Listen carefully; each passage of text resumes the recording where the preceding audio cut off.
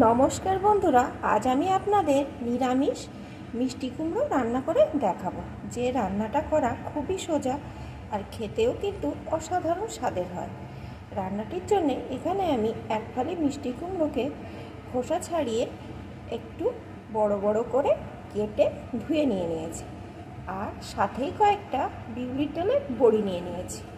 এখন আমি রান্নাটা কিভাবে করছি বন্ধুরা, দেখার শুরুতে একটা লাইক দিয়ে দেখতে থাকুন। আর আমি এই বড়িটা দিয়ে রান্নাটা করছি, যেহেতু নিরামিষ রান্নায় একটু বড়ি দিলে কিন্তু স্বাদটা অসাধারণ হয়। আপনারা যদি বড়ি দিতে না চান তবে বড়ি না দিয়েও রান্নাটা করতে পারেন। আসুন বন্ধুরা, দেখতে থাকুন। রান্নার জন্যে এখানে আমি গ্যাস ওভেনে একটা কড়া বসিয়ে দিয়েছি। কড়াটা কিন্তু ভালো রকম গরম হয়ে গেছে। এখন আমি গ্যাসের জোরটাকে কমিয়ে দিয়ে এর ভিতরে দিয়ে দেবো 1 চামচ মতন পাঁচফোড়ন। এই পাঁচফোড়নটা আমি শুকনো কড়াই অল্প আছে প্রথমে ভালো করে ভেজে নেব।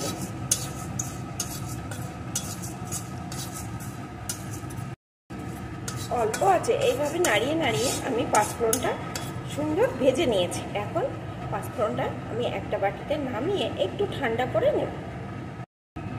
এখন আমি কড়াইতে একটু সরষের তেল দিয়ে দিয়েছি। তেলটা গরম হয়ে গেছে। প্রথমে আমি বড়িগুলোকে একটু ভেজে নেব।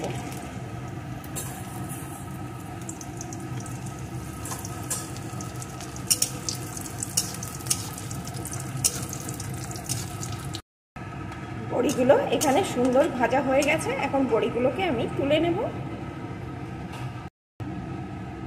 ভাজা বড়িগুলো তুলে নিয়েছি। এখন এই তেলের ভিতরে দিয়ে দেবো একটা শুকনো লঙ্কা। লঙ্কাটাকে একটু লাল লাল করে ভেজে নেব। লঙ্কাটা একটু লাল লাল করে ভাজার পর আমি কুমড়োর টুকরোগুলোকে এর ভিতরে দিয়ে দেবো।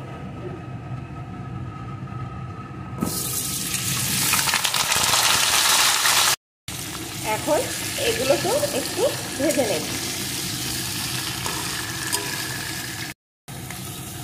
এগুলোকে ভাজতে ভাজতে আমি মশলাটা রেডি করে নেব।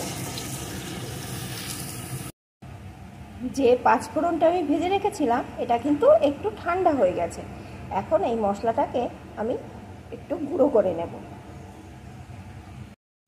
এখানে আমি একটা ছোট হামার নিয়ে নিয়েছি। এর ভিতরে মশলাটা দিয়ে গুঁড়ো করে নেব, কারণ এই মশলাটা কিন্তু একদম মিহি গুঁড়ো হবে না, একটু যেন গোটা গোটা থাকে।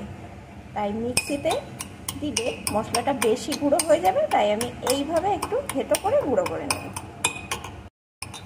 দেখুন বন্ধুরা, এখানে কিন্তু মশলাটা আমার এখন রেডি হয়ে গেছে। মশলাটা রেডি করতে করতে দেখুন বন্ধুরা, কুমড়োটাও কিন্তু অনেকখানি ভাজা হয়ে গেছে। এখন এর ভিতরে আমি দিয়ে দেবো দুটো চেরা কাঁচা লঙ্কা,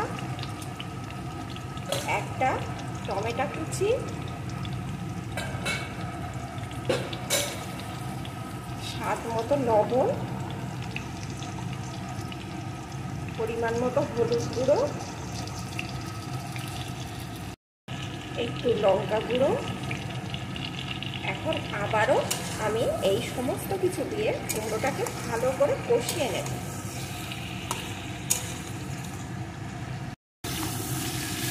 সব কিছু দিয়ে আমি সুন্দর করে কুমড়োটাকে একটু কষিয়ে নিয়েছি। আর বন্ধুরা, আমি কিন্তু এই তরকারিতে কোনো রকম আলু দেইনি। আপনারা যদি চান তবে আলু দিতে পারেন। এখন এর ভিতরে আমি দিয়ে দেবো পরিমাণ মতো জল। ভাজতে ভাজতে কুমড়োটা অনেকখানি সিদ্ধ হয়ে গেছে, সেই বুঝে জলটা দিতে হবে। আর দিয়ে দেবো ভাজা বড়িগুলোকে। এখন বেশ কিছুক্ষণ ভালো করে ফুটিয়ে নেব।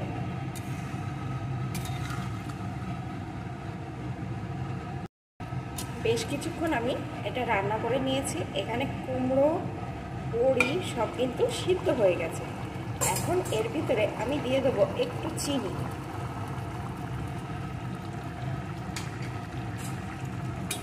একটু নাড়িয়ে আবারও কিছুক্ষণ রান্না করে নেব।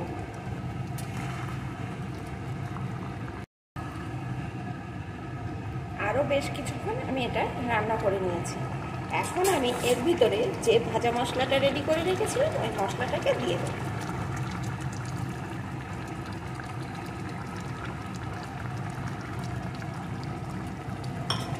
এখন মশলাটাকে এর সাথে মিশিয়ে নেব।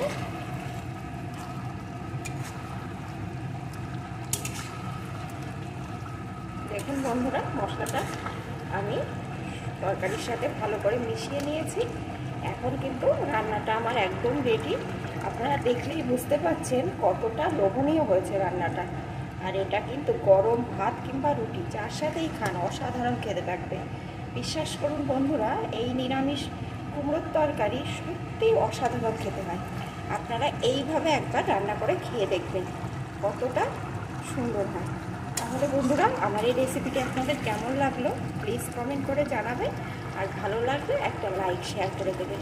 এখন এটা আমার রেডি, আমি নামিয়ে নেব।